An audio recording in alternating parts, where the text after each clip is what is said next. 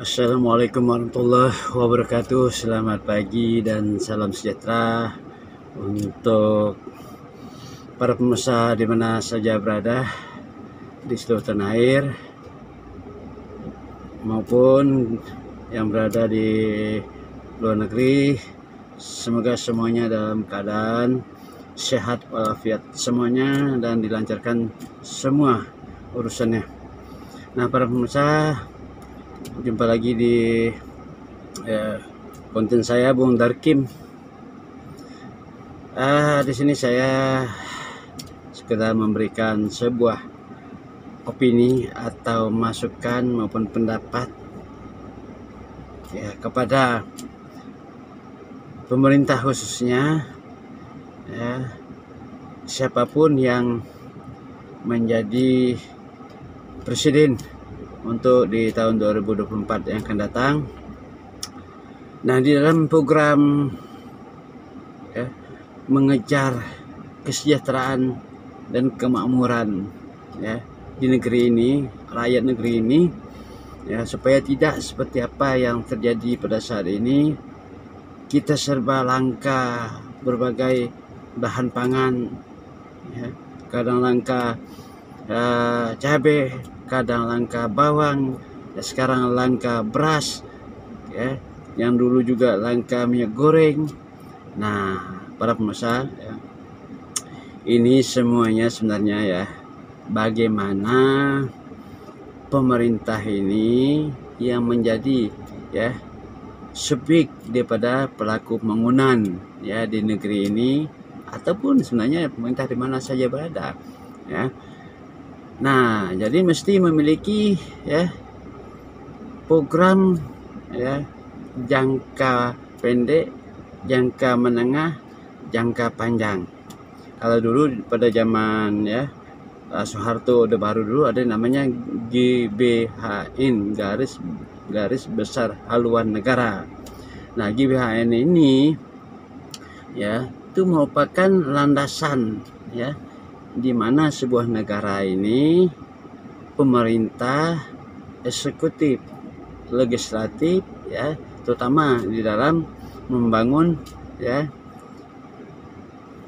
dan mengembangkan kegiatan ekonomi di dalam negeri ya maupun di luar negeri. Nah, buatlah ya program jangka pendek apa yang mesti dilakukan ya yang bermuarakan kepada kesejahteraan rakyat, ya, kemakmuran rakyat, ya, baik bagaimana cara mengatasi inflasi, ya. Nah, bagaimana ini mengatasi pengangguran yang bisa diperkecil, ya. Nah, kemudian bagaimana mengatasi rakyat supaya ya tidak banyak yang miskin, ya. Mengatasi supaya hutang tidak semakin bertambah, ya, mengatasi bagaimana kita bisa selalu surplus di dalam ekspor. Nah, itu kan bagian dari pokok yang harus dirancang sedemikian rupa oleh pemerintah ya di dalam mengatasi ya kendala-kendala yang dihadapi ya selama ini ya di dalam negeri kita. Kita ini kan sudah hampir 80 tahun merdeka ya. Jangan sampailah kita bahan pokok saja kita tidak mampu memproduksi sendiri. Sudahlah kalau masalah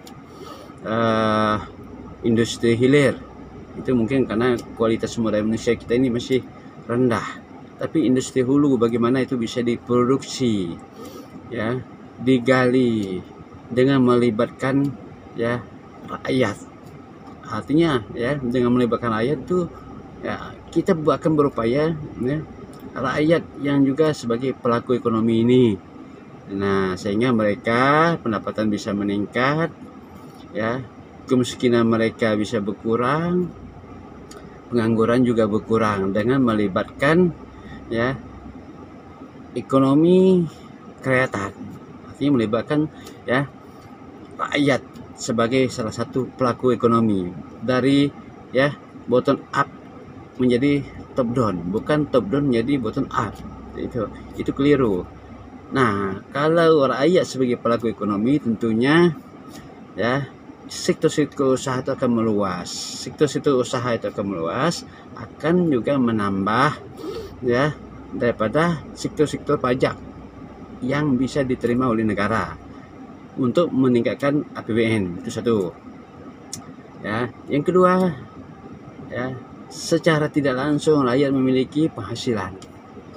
Artinya memiliki penghasilan itu ya akan berpengaruh terhadap penurunan angka kemiskinan karena pendapatan mereka meningkat.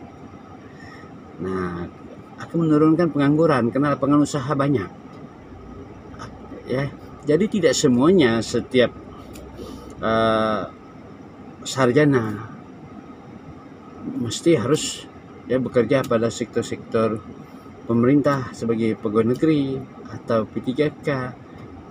Pemerintah harus bisa mendorong bagaimana rakyat ini ya bisa memiliki kegiatan usaha dari kecil, ya adakan pemerataan kegiatan usaha dan dibantu lagi modal ya oleh pemerintah, ya bentuk lembaga khusus untuk membantu modal-modal untuk kegiatan usaha setiap rumah tangga.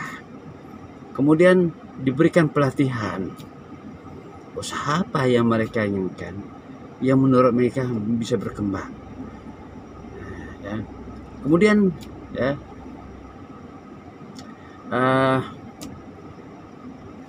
akan berpengaruh terhadap produksi barang itu sendiri, produksi industri hulu, baik di sektor pertanian, sektor perkebunan, peternakan, perikanan.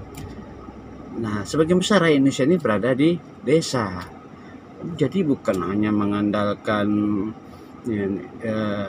ADD yang diperbesar saja, tanpa menggerakkan ya ekonomi rakyat.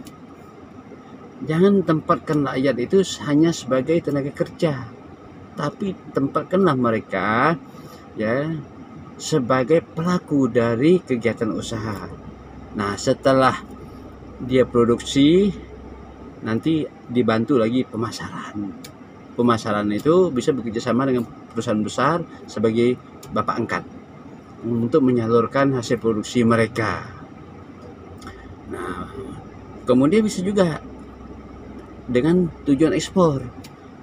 Nah, dengan sistem bapak angkat yang melakukan ekspor, atau ya rakyat disalurkan, diberikan pendidikan bagaimana mereka bisa ekspor ya hasil produk mereka, terutama yang sudah besar. Nah, dengan demikian kan surplus ekspor kita. Nah, kalau jangan jadikan negeri ini sebagai objek daripada tempat pemasaran ya produk-produk luar negeri. Nah, itu akan berdampak pada apa? Kita hanya sebagai objek memperkayakan negara lain. Berikanlah didikan pada rakyat Indonesia supaya mereka juga sebagai pelaku ekonomi negeri ini. Jadi mereka bisa menikmati dari hasil kemerdekaan negaranya sendiri. Bukan oligarki atau bukan luar negeri, hanya segelintir orang yang bisa menikmati daripada sumber daya alam yang dimiliki oleh bangsa ini. Tentunya kita mengetahui bahwa para pahlawan kita terdahulu dia menginginkan negeri ini merdeka untuk dinikmati oleh anak cucunya, bukan dinikmati oleh segolongan orang, segelintir orang. Nah, itu yang perlu dicamkan. Alangkah bagusnya buatlah program yang jelas, yang bermuarakan pada kesejahteraan rakyat. Jangan hanya Indonesia ini hanya sekedar semboyan ya negara subur makmur ya, tapi rakyatnya bagaikan ayam mati di lumbung padi, kaya tapi hanya sebagai penonton ya, tidak bisa menikmati daripada penghasilan alamnya sendiri. Itu camkanlah baik-baik.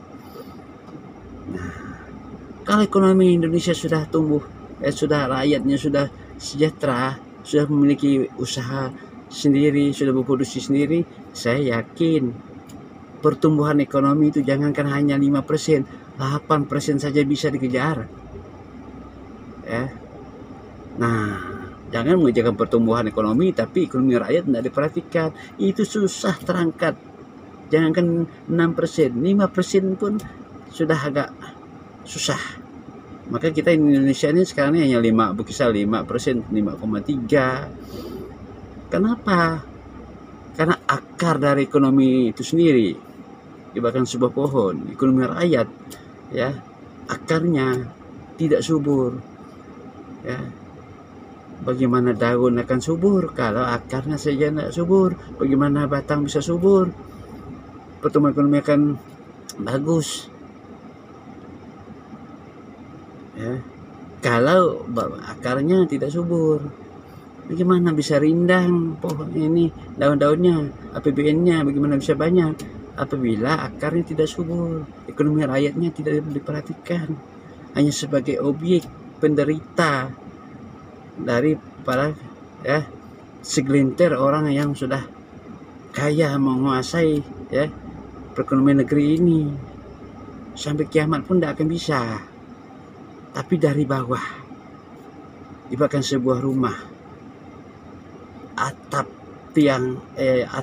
dinding akan bisa kokoh apabila dasarnya, pondasinya kokoh. Itu yang utama. Oke, pemirsa di mana saja berada, saya akan pergi dulu berkelana,